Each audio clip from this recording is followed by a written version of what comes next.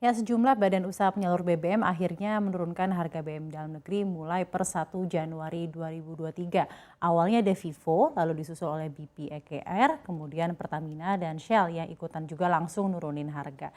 Nah, kebijakan penurunan harga tadi memang bisa dilakukan karena menyusul adanya tren penurunan harga minyak mentah dunia. Tentunya kita sebagai masyarakat happy ya menyebut berita ini, namun di satu sisi lain kita jadi bertanya-tanya kira-kira perang harga BBM ini gimana ya sebenarnya dampaknya ke bisnis SPBU secara general. Dan dengan harga BBM yang makin murah, apakah demand BBM jadi makin tinggi sehingga SPBU bisa makin untung atau malah persaingan yang ketat bikin bisnis SPBU jadi buntung. Yuk kita simak bersama di Ramai-Ramai Obral BBM dan SPBU. Sebelum kita ngomongin lebih lanjut tentang perang harga BBM antar SPBU, kita simak bareng dulu daftar harga BBM yang sudah updated per 4 Januari 2023. Benar sekali, pertamanya ada Vivo dan BP yang menaikkan dan menurunkan harga BBM, lalu disusul oleh Pertamina dan juga Shell. Nah, untuk Vivo sendiri nih ya, RON 90 atau Revo 90 ini sejenis Pertalite, ini jadi 11.800 dari yang tadinya ada di Rp12.000. Lalu ada Revo 92, ini sebelumnya 14.000 per liter menjadi 12.800 per liter harganya. Lalu juga kita nanti ke BP ya, BP ini juga ikutan menurunkan harga. Pertama itu adalah BP 90, jadi 14.050 per liter, ini jadi 12.940 untuk BP 90. Lalu ada juga BP diesel, sebelumnya itu di 18.660 per liter, sekarang di 16.310 per liter. Nah, ini untuk Vivo dan juga BP. Gimana dengan Pertamina dan Shell yang kemudian juga ikut menyusul penurunan harga dari BP dan juga Vivo. Nah, untuk Pertamax sendiri turun Rp1.100 per liter, ini menjadi 12.800 per liter.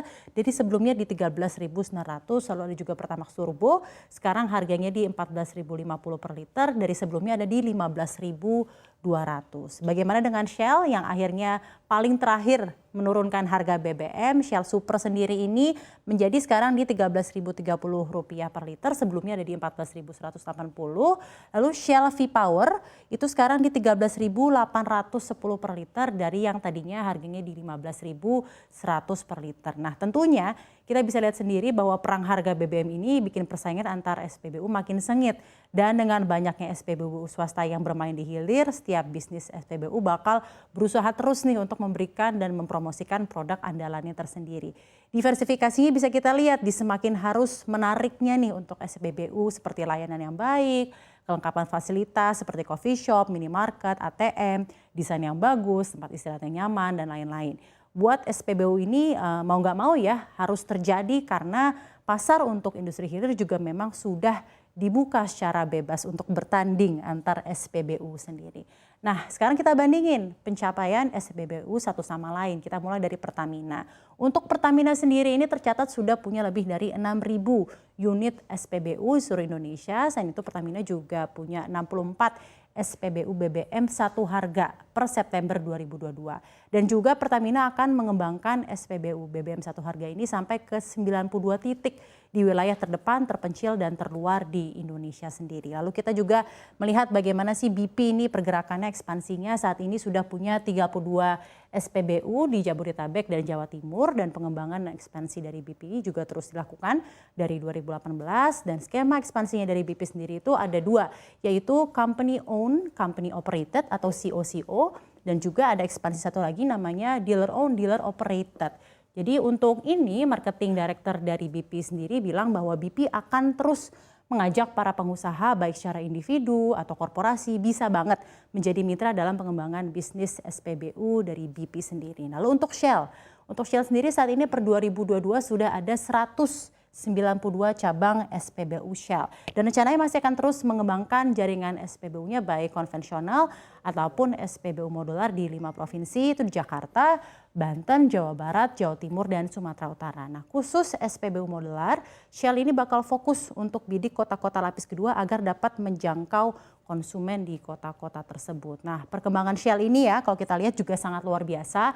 2019 Shell baru punya 108 SPBU, di tengah pandemi 2020 malah naik jadi 137 SPBU dan di 2021 terus naik jadi punya 167 SPBU per 2021. Dan langsung dari websitenya Shell sendiri juga kita lihat bahwa skema ekspansi Shell ini adalah kemitraan. Sama seperti BP yang menawarkan program kemitraan dengan pengusaha lokal yang mau menjalankan bisnis SPBU via program kemitraan retailer dan program kemitraan dealer. Nah sekarang kita lihat juga nih ya bagaimana sih sebenarnya landscape dari bisnis SPBU. Karena mirisnya akhir-akhir ini kita melihat ramai sekali fenomena menjual SPBU di toko online seperti OLX, Lamudi dan lainnya. Padahal sepertinya sudah jadi rahasia umum kalau SPBU ini dianggap jadi bisnis yang paling pasti menghasilkan keuntungan karena pasar dan margin yang jelas. Nah tapi kita lihat sendiri per 2023 banyak banget SPBU yang tampaknya dilepas oleh pemiliknya karena satu dan lain hal. Apa sih? Apakah karena persaingan yang semakin sengit? Ya itu jadi salah satu faktor utamanya.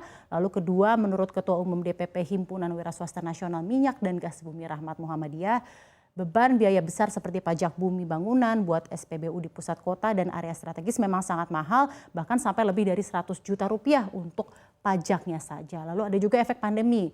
Beberapa pengusaha yang punya SPBU juga punya bisnis lainnya yang terdampak efek pandemi dan menjual SPBU jadi salah satu cara untuk mendapat cash cepat untuk membackup bisnis lainnya. Lalu juga kita lihat untuk terakhir faktor yang menyebabkan SPBU ini juga sepertinya tidak strategis lagi adalah faktor KLB di daerah strategis terutama Jakarta. Banyak SPBU ini lokasi di tengah kota ya, jadi tengah kota harganya sudah mahal, jadi koefisien lantai bangunan sudah pada naik. Jadi secara konsep optimalisasi lahan akan lebih optimal untuk dibangun bangunan yang lebih high rise. Nah dengan KLB di Jakarta yang sudah tinggi, pengusaha SPBU rela banget menjual SPBU-nya karena rasanya kok sayang cuma sebidak tanah dengan KLB tinggi di Jakarta hanya dipakai buat SPBU saja. Nah walau di satu sisi Pertamina tetap bilang bahwa per 2023 ini pengajuan SPBU baru masih terus bertambah. Bahkan di tahun 2022 kemarin saja sudah ada tambahan lebih dari 170 SPBU baru. Nah sekarang kita lihat bersama nih fenomena yang marak terjadi akhir-akhir ini, ramai dijualnya SPBU. Nggak sulit sebenarnya menemukannya, tinggal kita ke toko online saja nih seperti Lamudi atau misalnya kita cek aja nih website OLX. Di dua web tersebut udah banyak sekali SPBU yang dijual dengan harga yang relatif bisa dibilang diobral ya. Padahal di lokasi-lokasi strategis di Jakarta ini mulai dari harga 30 miliar rupiah. Ada di Duren Sawit, di Lebak Bulus, Tanjung Priok, dan yang agak mahal di Pik sendiri dan Kebonjeruk ada di 70 miliar. Nah menurut Anda, dengan semakin sengitnya persaingan antar SPBU, peralihan moda transportasi juga ke electric vehicle, harga minyak yang sedang turun, kira-kira bisnis SPBU masih menggiurkan tidak? Karena memang sepertinya ke depannya bisnis SPBU ini harus bisa mengeluarkan inovasi. Tidak hanya sebagai tempat pembelian bahan bakar saja, namun harus menjadi one stop service dengan layanan berkualitas, fasilitas menarik juga buat masyarakat. Karena kalau tidak mau berbenah, ya mau nggak mau bisnis SPBU bukannya untung, malah menjadi buntung.